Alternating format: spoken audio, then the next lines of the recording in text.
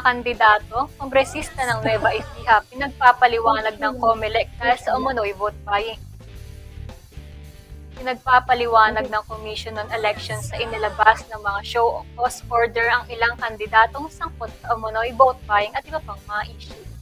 Batay sa mga naulat ay umaabot na sa mahigit 150 kandidato ang pinagpapaliwanag dahil sa paglabag sa mga patakaran ngayong halalan. Kasama sa nabanggit ng COMELEC's Committee on Contrabigay ang tumatakbong senador na si Camille Villar dahil umano sa kanyang pagbibigay ng cash prize sa isang event sa Barangay Buhay na Tubig sa lungsod ng Cavite. Ngunit mabilis na itinanggi ito ni Villar, aniyang event na tinutukoy ay nangyari pa bago ang kampanyahan.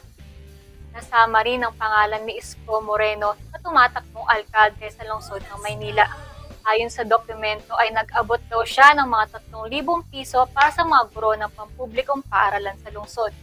Kasabay na nabanggit ang pangalan ng kanyang kalaban na si Samuel Versosa dahil sa kanyang paghahandog sa lungsod gamit ang kanyang initial na SB. Gayon din nalista si Nueva Ecija 4th District Representative Emerson Pascual hinggil sa nakunang video ng kanyang talumpati nang hihingi ng suporta sa eleksyon na may pangakong magbibigay ng pera sa 2 barangay at tulong pinansyal panggamot para sa mga tagalungsod ng Japan.